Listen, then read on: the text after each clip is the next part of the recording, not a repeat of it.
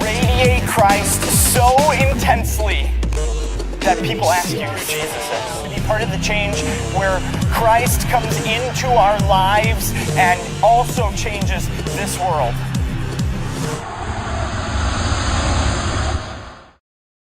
Hey everyone, welcome to another Life in Student Ministry video post. My name is Tim Schmoyer, the author here at studentministry.org, and today I want to talk about what every adult volunteer needs from you as a youth pastor. First, I want to encourage you guys to check out ministryquestions.com. It's a great online community where you can ask questions and give feedback and receive feedback and advice on different issues and questions related to your ministry. So check that out, ministryquestions.com. It's a great, wonderful resource. So, when we're talking about this fall and all the ministry stuff that's going to be coming up and launching for us, one of the key, most important factors is working with these adult leaders that we have and making sure not only we get them on board, how to keep them on board for the long haul. And there's a couple things that they all need from us as their youth pastors as they work with us throughout the year. And the first thing that they all need is very strong leadership and structure to the ministry that they're serving under. Teams work together much better when they're headed in a common direction together, when they're organized and when they're structured, and when there's someone that they know and they trust. When that person is leading very clearly and with a lot of vision and direction, it's a lot easier for people to want to stay on board and follow in that ministry. So one thing that they need from you is a lot of clear leadership, a lot of clear structure and direction from you as you lead them as their youth pastor. The second thing they need is a lot of encouragement. I try to make this a habit of sending out emails. You know, once a month I make it at least a regular thing to send them out an email just to everyone saying, hey, thank you for serving. Here's some things we've seen happen this year or this month or whatever. Just encouragement notes. Also, I have in my budget a volunteer appreciation line item where I purchase things, buy them little gifts like a Christmas card time. I'll give them each like a little Christmas card along with maybe a $5 gift certificate to rent a movie with their family or something like that. So those types of things, volunteer appreciation stuff is just huge and it's very encouraging for them. The third thing that they need from you as their youth pastor is a lot of training and learning opportunities. Now, I know a lot of our churches, we don't have the big budgets to pay someone to come in and do training. We can't hire someone to fly in and do this great training for our youth groups. So there is a lot of things you can do, even if you don't even have a paid youth leader at your church. For example, what I did last year is me and a couple other churches here in my community networked together, and we pulled some of our budget money, some of our resources, and together we brought in someone from Dare to Share Ministries actually to do just an all-day Saturday training for us with all of our leaders from our different churches together. So you could network with some other churches in your community. Also, there's lots of books you can read and blogs and podcast videos like this one or Live YM Talk on Fridays. You listen to those. Lots of other free resources on the web that you can get and use together as a team for youth ministry training. You could even just for free after an evening of a youth meeting together, just get together and debrief and talk about the evening or the youth ministry and just learn from each other. There's a lot of really great things you learn just from your experiences together. If you talk about them. A really good book that I would recommend that if you want to do some kind of quick training with your leaders when you have meetings together, it's called Youth Leader Training on the Go, and it's done by Simple Youth Ministry.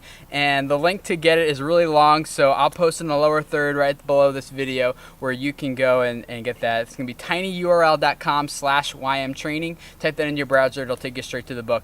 It's about $20, and it's got good training outlines you can use with your leaders throughout the year, as well as ready to emails you can send them to encourage them and things like that. The fourth thing they need from you is communication of your support and direction for the ministry as a whole. Teams, like I said earlier, they work best when they're all working towards a common goal together. And it's best if everyone knows what that common goal is in their minds as they work together.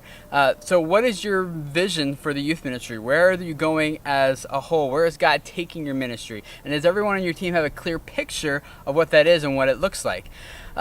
People commit to movements of people much more than they commit to a program. So if you're trying to get to your leaders just to commit to a program, show up at a certain time, fulfill certain duties, make sure XYZ is done before you go home, and people aren't really generally as excited about that as if they feel as if they're part of something bigger, and they know what that vision is and they grasp it and they're just totally on board, and they feel as if, I can contribute to something that's much bigger than me. I can be a part of this.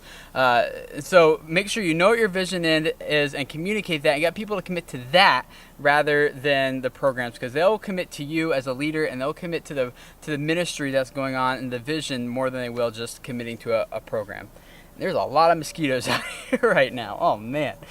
Okay, and the fifth one, so I can get some bug spray or get inside. The last one is to make sure you ensure that they're going to be successful. Set them up to succeed. Don't set them up for failure. I know none of us intentionally want to set our volunteers up to fail, but sometimes we don't really take the intentional steps necessary to make sure that they succeed in what they're doing. And there's a couple things that you can do to kind of help them make that transition into their ministry. The first thing that you can do is make sure you equip them, give them the tools that they need to know to do what they're doing. If they're going to be a small group leader, make sure they have the small group material, curriculum. Also train them so they know what they're doing. For example, if you're a small group leader, how do you respond to issues of confidentiality? If a student comes to you and says, I got to tell you something, but you got to promise never to tell anyone about this. Well, we know, even legally, we can't say, yes, I promise not to tell anyone. There's some things that have to be said. So where do those lines or those boundaries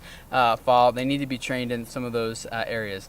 Also, give them ideas for maybe how, when you've led a small group, what worked well for you, what didn't work well for you, some tips and advice, maybe if you know certain kids in the group, just as an example, give them lots of ideas. And then finally, if they're just starting out, one of the things that I find is very helpful is, excuse me, don't just set them out there to go by themselves. Assign them with another leader who's much more trained, who's been doing it, has a lot more experience, and have them co-lead together for a while before you set this other leader off on their own. So whatever you can do, set them up to exceed. So those are 5 things that your youth leader volunteers need from you as a youth pastor. They need to know that you are very structured and that they're your clear leadership. They also need to receive lots of encouragement, whether that's a note, a card, a gift, a public something in church on a Sunday morning. Every year our church does a senior or a volunteer appreciation Sunday, so you can do that.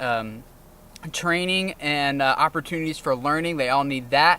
Also, fourth, they need to know, have you communicate with them that you support them and that the direction, you need to communicate the direction and overall vision of the ministry of where you're all going together as a team, not as individual programs in different directions. And then also, number 5, make sure you set them up to succeed. Ensure that they are going to be successful in whatever you do. So I hope these have been helpful as you guys get ready to into your fall ministries. Most of us already are, but make sure you keep your volunteers and your leaders in mind and be the youth pastors that they need you to be. Hope these have been helpful. Look forward to hanging out with you guys again next time for another Life in Student Ministry video post. See ya.